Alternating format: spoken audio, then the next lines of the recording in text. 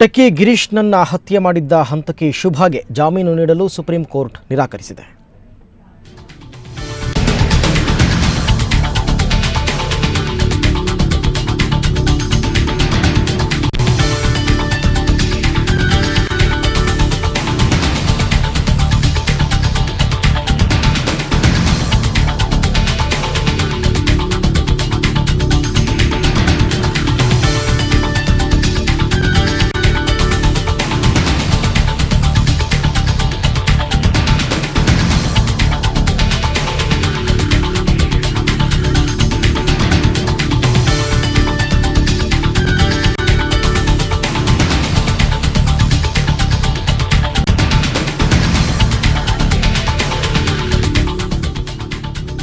ಶುಭಾ ಹಾಗೂ ಗಿರೀಶ್ ನಡುವೆ ನಿಶ್ಚಿತಾರ್ಥ ಏರ್ಪಟ್ಟಿತ್ತು. ಆದರೆ ಶುಭಾಗೆ ಮತ್ತೊಬ್ಬ ಪ್ರಿಯಕರ ಇದ್ದ. ಈ ಸಂದರ್ಭದಲ್ಲಿ ಮದುವೆಗೂ ಮುನ್ನವೇ ಟೆಕ್ಕಿ ಗಿರೀಶ್ನನ್ನ ಶುಭಾ ಮತ್ತು ಆತನ ಪ್ರಿಯಕರ ಸೇರಿ ಹಲ್ಲೆಗೆ ಒಳಪಡಿಸಿದ್ರು, ಹತ್ಯೆ ಮಾಡಿದ್ರು. ಈ ಸಂದರ್ಭದಲ್ಲಿ ಈಕೆ ತಪ್ಪಿತಸ್ಥೆ ಅಂತ ಸಾಬೀತಾಗಿ ಹೈಕೋರ್ಟ್ನಲ್ಲಿ ಈಕೆಗೆ ಜೀವಾವಧಿ ಶಿಕ್ಷೆ ಕೂಡ ಆಗಿತ್ತು. ಇದನ್ನು ಪ್ರಶ್ನಿಸಿ ಈಕೆ ಸುಪ್ರೀಂ ಕೋರ್ಟ್ನ ಮೊರೆ ಹೋಗಿದ್ಲು, ಜಾಮೀನಿಗೋಸ್ಕರ ಮೊರೆ ಹೋಗಿದ್ಲು.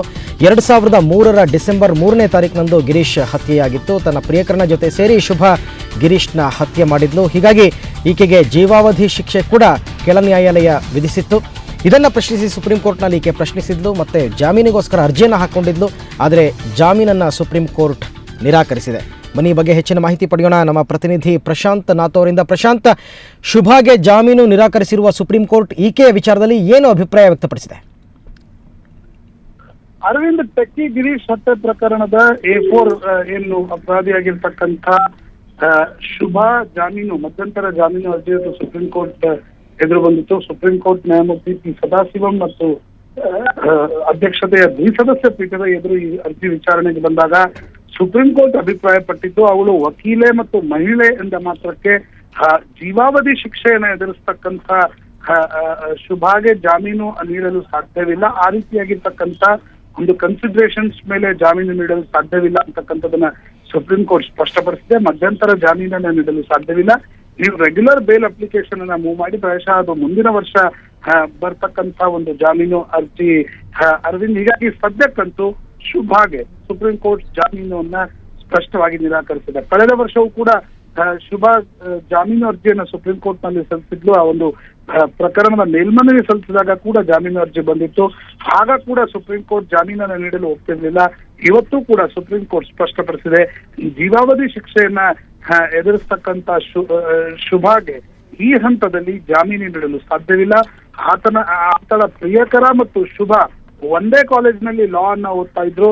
ನಂತರದ ದಿನಗಳಲ್ಲಿ ಗಿರೀಶ್ ಹತ್ಯೆ ನಡೆದಾಗಲೂ ಕೂಡ ಶುಭಾ ಅದೇ ಸ್ಥಳದಲ್ಲಿ ಉಪಸ್ಥಿತರಿದ್ದು ಎಲ್ಲ ವಿಚಾರಗಳನ್ನ ಗಣನೆಗೆ ತೆಗೆದುಕೊಂಡ ನಂತರ ಪೂರ್ತಿ ವಿಚಾರಣೆ ನಡೆಸದೆ ಅವರಿಗೆ ಈ ಹಂತದಲ್ಲಿ ನಂತರ ಜಾಮೀನು ನೀಡಲು ಸಾಧ್ಯವಿಲ್ಲ ಅಂತಕ್ಕಂಥದ್ದನ್ನ ಸುಪ್ರೀಂ ಕೋರ್ಟ್ ನ್ಯಾಯಪೀಠ ಸ್ಪಷ್ಟಪಡಿಸಿದೆ. ಅರವಿಂದ್, ಪ್ರಶಾಂತ್, ಈಗ ಶುಭಾ ಪರ ವಕೀಲರು ಕೇವಲ ಜಾಮೀನಿನ ಅರ್ಜಿಯ ವಿಚಾರಣೆಯನ್ನ ಸುಪ್ರೀಂ ಕೋರ್ಟ್ ಮುಂದೆ ಹಾಕಿದ್ರೆ ಅಥವಾ ಈ ಜೀವಾವಧಿ ಶಿಕ್ಷೆ ಏನು ಕೆಳ ನ್ಯಾಯಾಲಯದಲ್ಲಿ ವಿಧಿಸಲಾಗಿತ್ತು ಇದನ್ನು ಕೂಡ ಪ್ರಶ್ನಿಸಿದಾರಾ? ಅರವಿಂದ್, ಈಗಾಗಲೇ ಕಳೆದ ಒಂದು ಮಾರ್ಚ್ ನಲ್ಲೇ ಈ ಒಂದು ಜೀವಾವಧಿಯನ್ನ ಪ್ರಶ್ನಿಸಿ ಸಲ್ಲಿಸಿರ್ತಕ್ಕಂಥ ಮೇಲ್ಮನವಿ ಸುಪ್ರೀಂ ಕೋರ್ಟ್ ನ ಎದುರಿಗೆ ಬಂದಿದೆ. ಸುಪ್ರೀಂ ಕೋರ್ಟ್ ಅದಕ್ಕೆ ಲೀವ್ ಗ್ರಾಂಟ್ ಅನ್ನ ಕೂಡ ಕೊಟ್ಟಿದೆ.